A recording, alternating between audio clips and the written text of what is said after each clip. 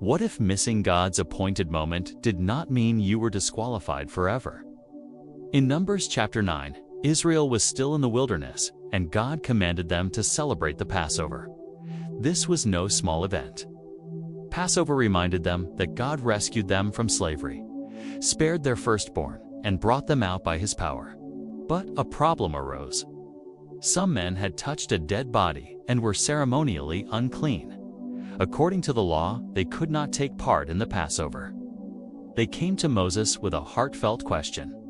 Why should we be excluded from worship simply because we followed the law? This moment matters. Instead of guessing, Moses went straight to God. Here is the nugget. God responded with something completely new. He created a second Passover, 1 month later, for anyone who was unclean or traveling and could not celebrate at the appointed time.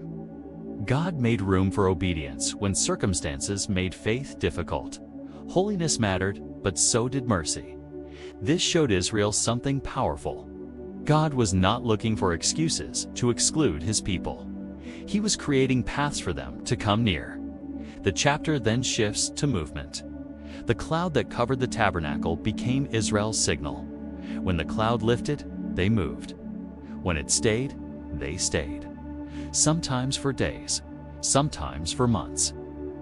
God controlled the pace, not the people. Another nugget here. The cloud represented God's presence. Israel did not rush ahead or lag behind. They learned to move only when God moved. Obedience was not about speed, was about trust. And here is the gospel connection. Jesus became our Passover lamb.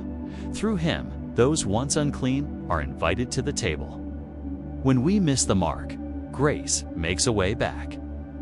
And just as Israel followed the cloud, believers today follow the Spirit, trusting God's timing instead of our own. This is Gospel Feed, where the Bible comes to life.